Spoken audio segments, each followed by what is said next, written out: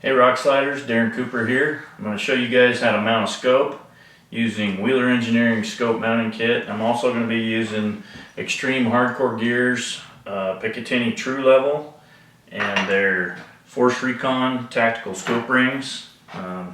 These rings have a built-in level for leveling things up for your long-range shots. I'm kind of known as the archery guy, and there's one thing that I've learned from shooting a lot of competitive archery and bow hunting a lot of years, and that's how important it is, especially at long range, to keep your setup, your sight level through your shot. That's really tough to do in steep country if you don't have a reference like a level to assist you, because the hills will throw off your perception of what's level and what's not. So anyway, this is kind of a new thing in long range shooting.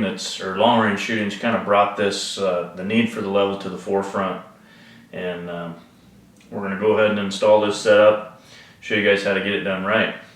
First thing, with the Picatinny True Level from Extreme Hardcore Gear, there's four screws here. One of them's a little bit shorter. That one needs to go in the front.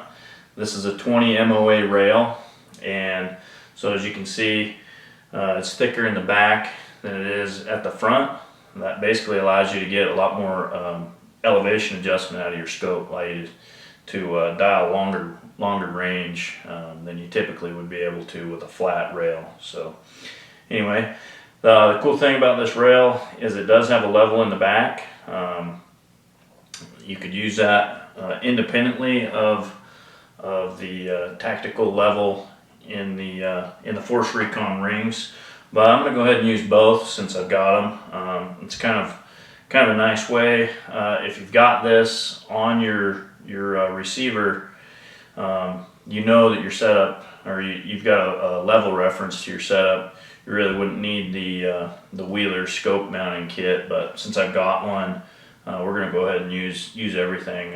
Having the scope mounting kit, this magnetic piece from Wheeler, this sits on the rails inside your action, and it's magnetic, so it sits in there and gives us a level reference. I mean, sometimes your receiver may not be drilled properly, and if it's not perpendicular to the feed rails, then you know, maybe you'd be off here just mounting your Picatinny rail up. But anyway, I've checked mine. Mine's good and square, and let's get started.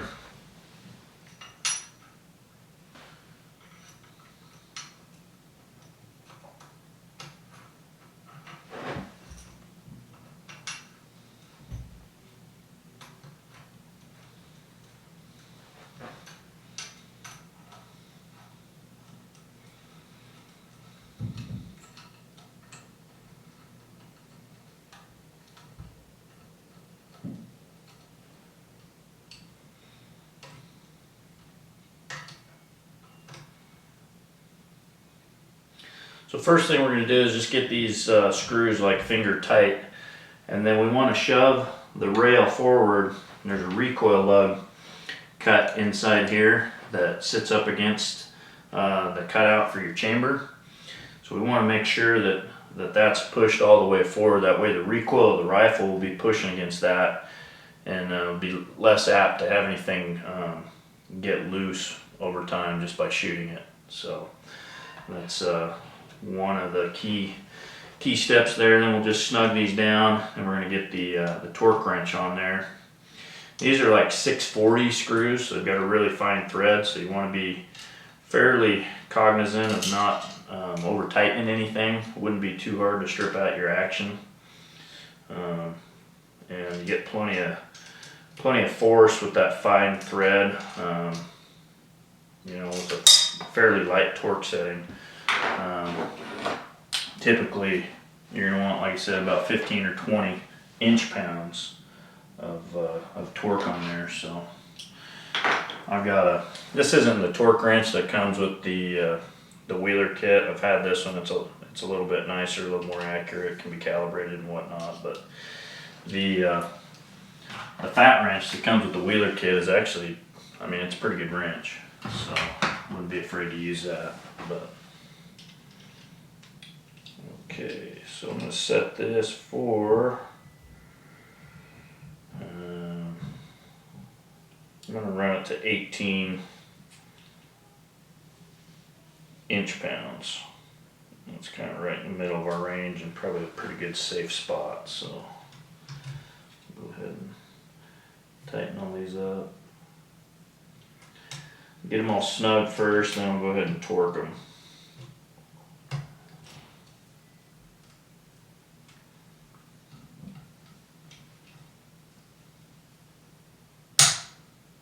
And it popped.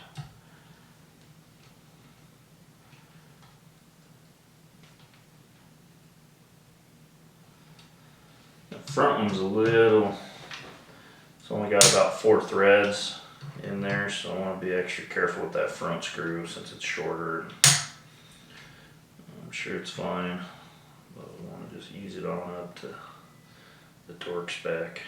There we go. So now we're all torqued up to 18 inch-pounds. Should have probably strapped this in here just to kind of keep things a little more steady. I'm using my lead sled here. Some of you guys might have the little setups for gun cleaning or even a vise on your bench. You know, in your workshop will be a big help in doing this stuff, just so it kind of holds it for you. This is a Caldwell lead sled. It's kind of a nice tool to have once in a while, but anyway, it works good for this. I do all my cleaning on it, so it kind of doubles as my gun bench. So anyway, so now I've got this thing leveled up. You can see the level that's in the action is level, and so is my Picatinny rail level.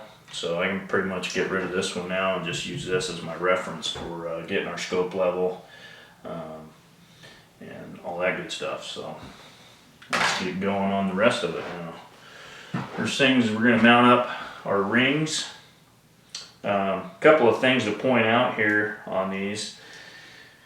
This piece of the clamp, the dovetail clamp, has actually got 2 milled rods that keep this thing in perfect alignment. That's a pretty unique feature compared to any other scope rings that I've seen on the market. And they also use a precision ground screw. These aren't off-the-shelf Ace Hardware 1024s. The heads have been milled on these, and the shanks of them have been milled, which is important because that's what's going to be indexing inside the rails here. So it'll be clamping down against those screws. And you know, a turned part is a lot easier to maintain good tolerances on rather than a machine part. You can typically expect, you know, 5-10 thousandths accuracy pretty easily on a turned part, where that's a tough order to fill on a machine part. So anyway, I'm going to go ahead and mount these babies up. One thing that's fairly important is you want to try to, when you get a set of rings, it's best if you mark the mates up between the bottom and the top. They're typically built as a set, and if you get them mixed up, sometimes it will potentially create some alignment issues. Typically it works out better if if you keep those marked as far as the orientation front and back, and also, you know, which piece matches which, rather than getting them all mixed up. If you do have some alignment issues later on and you haven't kept your caps marked and straight, sometimes you can swap around the caps and get it figured out what's going to line up the best. So anyway, just a little note. I got these marked so I know which goes with which and which direction. Okay, so I'm going to just kind of rough mount this scope to see where I want to get these the clamps set up. This is a Vortex Viper 6-24 by 50 HSLR. It's a first focal plane scope. Pretty sweet long range setup. Should have mentioned this is my Wolf rifle. It's a 7mm STW based on a Remington 700 action. It's in a Bell & Carlson stock. So that's kind of the background behind this bad boy. So now we're going to set that in there. It's typically a good idea to get your scope mounts as far apart as possible on your tube. Just creates the most rigidity in the system.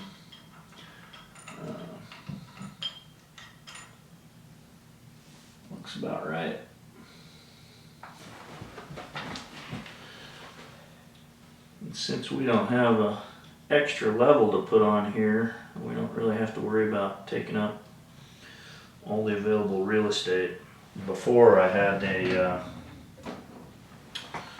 one of these Holland clamp-on levels, which isn't a bad way to go in lieu of the Force Recon tactical rings, but I like this setup better. This can be bumped or knocked, and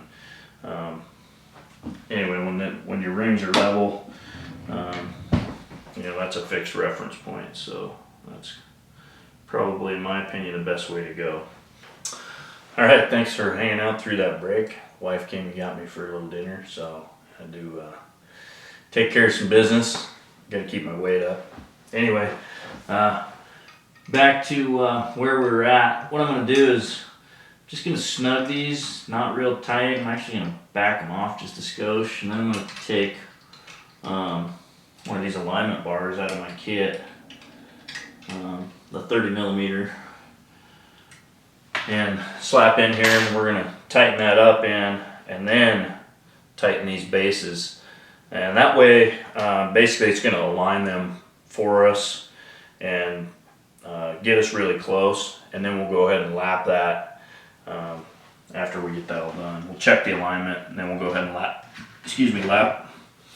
the scope rings. But set our 30 millimeter bar in there, check my marks, get my caps set on here correctly. Okay, and we'll just snug those down.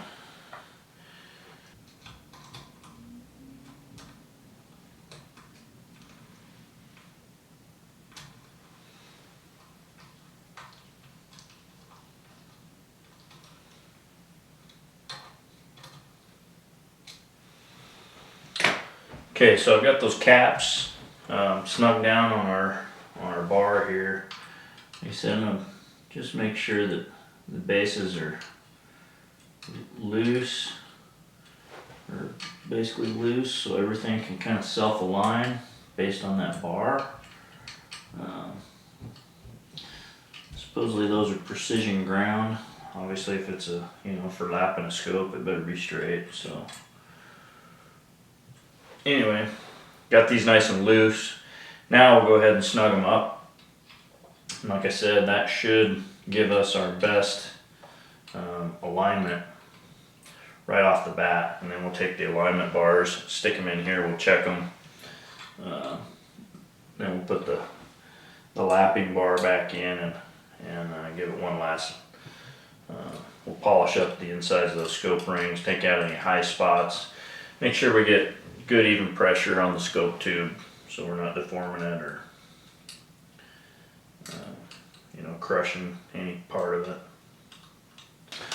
One thing that's pretty handy that comes with your the Caldwell Engineering Wheeler Engineering scope mounting kit is they've got torque specs in here for basic screws, just in case like the extreme hardcore gear didn't provide torque specs on these base screws. But according to Wheeler, number 10 screw, it's either 1024s, should be between 40 and 45 inch-pounds of torque. So I'm going to set my torque wrench for 40, and we'll go from there.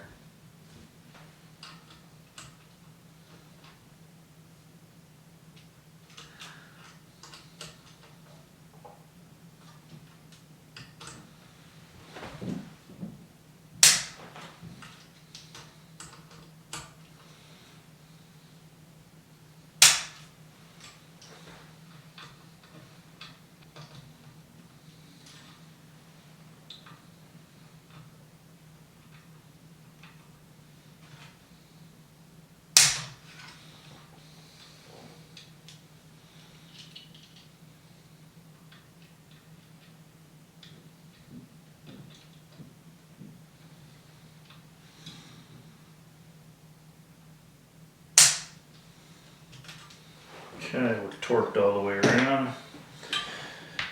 Like I said, that should get us good and leveled up.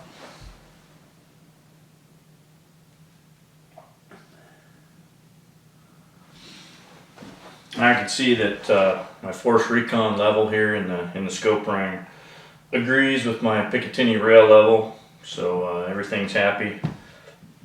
Ring's mounted up good and level, and that's sweet. So I'm going to take these caps off. We're going to bolt the two alignment tubes in there. These come in the Wheeler kit. They've got points. Basically, they should line up so that the points match.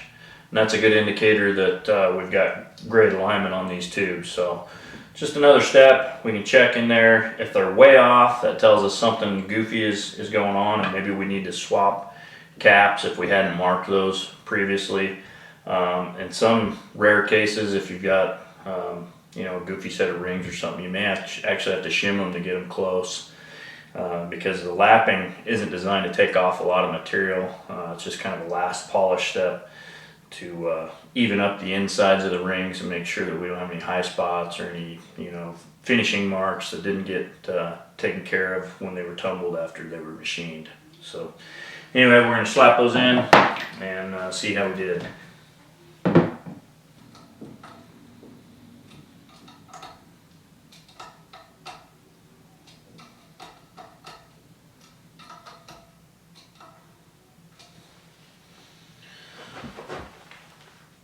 We've got really good alignment on this setup, and I think, like I said, putting that lapping bar in there first and then tightening your scope bases down makes a huge difference as far as how much work you got to do here. So basically, a lot of times people will just put these in first, then they'll kind of jimmy these around and then try to tighten up their bases. But just put that lapping bar in there first, put your caps on, tighten it down, and then torque your bases. Double check with this after you're done, and you should have great alignment. So we'll loosen this up. We're going to put the lapping bar back in. We're going to lap these rings. One last step to basically, like I said, take off any rough edges on the inside, and then we'll pull the caps off and we should be ready to mount scope. So what we've got here is some 220 grit lapping compound. It's basically like it's got some fine grit in it, basically to work like a sanding on the inside of these rings. Anyway, the best way that I like to do this is rub a little on the inside of the rings.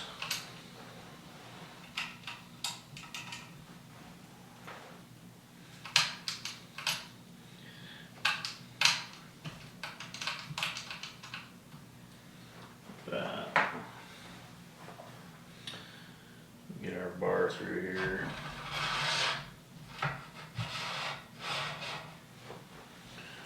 Okay. Now I'll slide the bar back a little ways. I'll coat both sides of the bar right in front of the ring. You don't need a ton of material on here. I mean, that little container, probably like 1.5 ounces or 2 ounces of lapping compound, that should do like 20 scopes, man. I mean, it doesn't take much. Once you get the bar in here, you can kind of feel the grittiness of it. So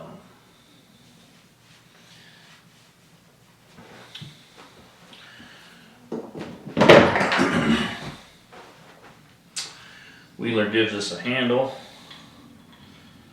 give us a little bit of leverage.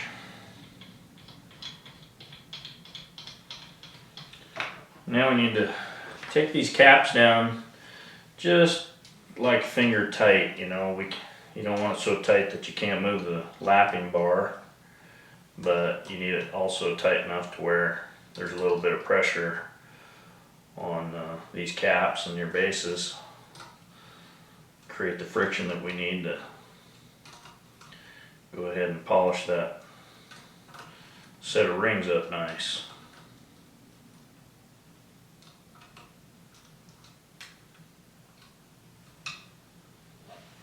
Alright, let's see where we're at now. There we go.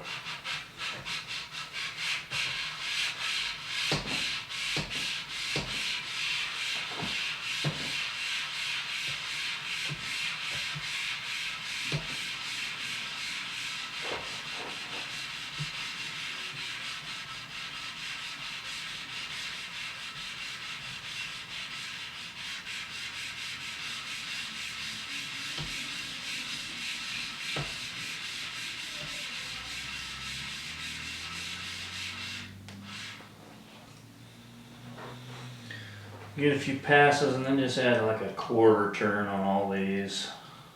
Just snug it up a little bit.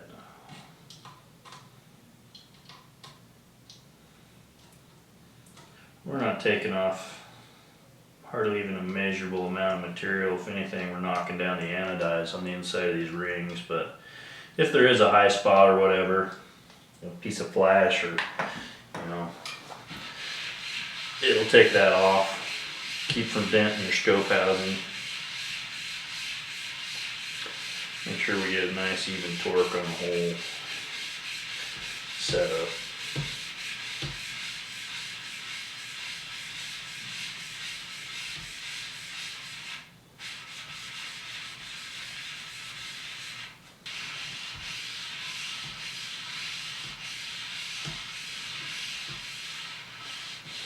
Alright, that should be way good.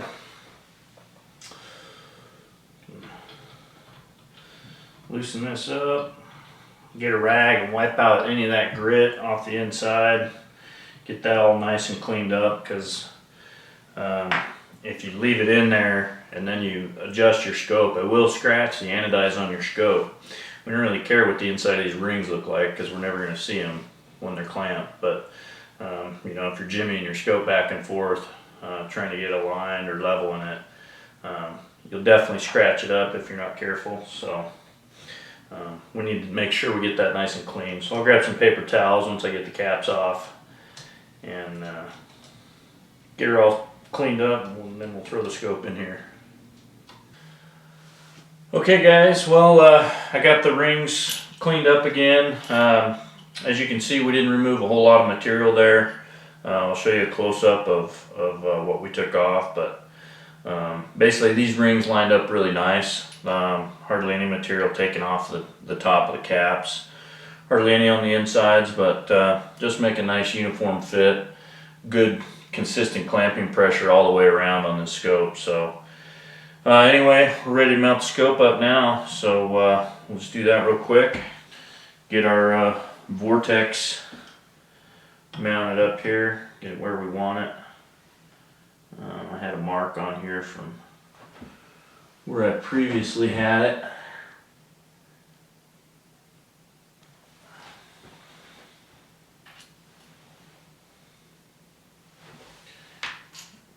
Rear cap.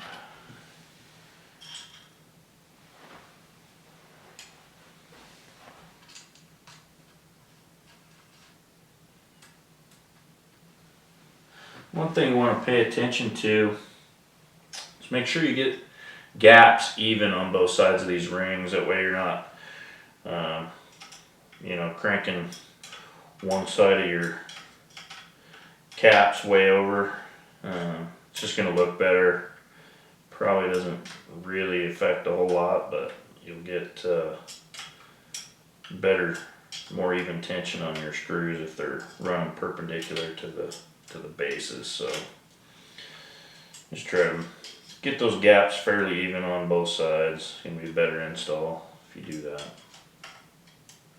Now, in order to get our reticle close to level, or as level as I'm going to get it tonight, what I like to do is I'll put a level on this top turret and make sure that matches our Picatinny rail level and also our Force Recon level in the rings here. So let me find my extra level.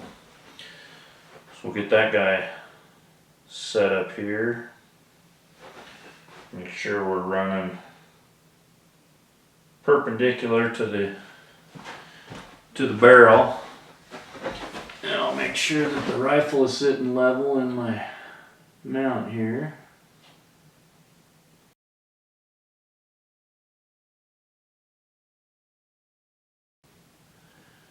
Adjust our scope.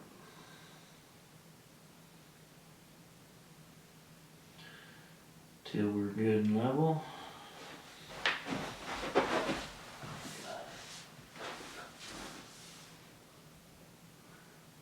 Little trial and error here since I don't have it in a vise.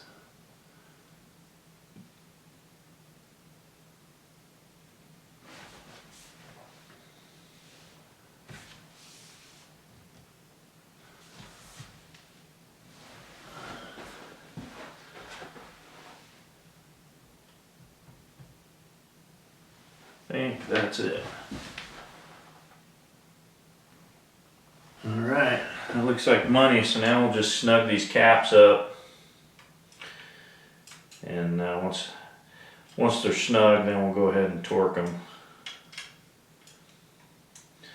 Another thing you can do, after you get this all done, is go outside, hang yourself a plumb bob about 50 yards out off a tree or something like that, or even set a level up, like a nice big carpenter's level out at like 50 yards or something like that on a couple of fence posts, or use a couple of nails or whatever you need to do. And just, get your gun in the vise, or you could use something like this, or even on the bench. And just ensure that when you're level here, that your reticle is running vertical on your plumb bob, or running horizontal on the carpenter's level. And that'll just, one more thing to check. This is usually about 95–99% accurate, but you never know. Turret might not be perfect, or this is kind of a cheesy little plastic level here. If I had a good metal base that was machined or something, I might have a little more confidence in it. But like I said, that'll get us 99% of the way there. We'll verify it once we get outside at the range. But that's about it. I'm going to go ahead and torque these down to, I'll probably use 18 inch-pounds there. Again, we're number 6 screws here, so 15 to 20 inch-pounds is the recommended torque setting. But having this Force Recon set of rings here really simplifies this process. Kind of the rifle's got the level built into it that you can use out on the range or in the field, for making those long range shots. And get our scope good and level, so when we do dial our turrets, we know that our reticle's moving in the plumb, so we're not introducing left and right errors, especially at long range. And basically that's how you do it. That's how you get her done. So we'll go ahead and torque these down, and next time we'll be out shooting.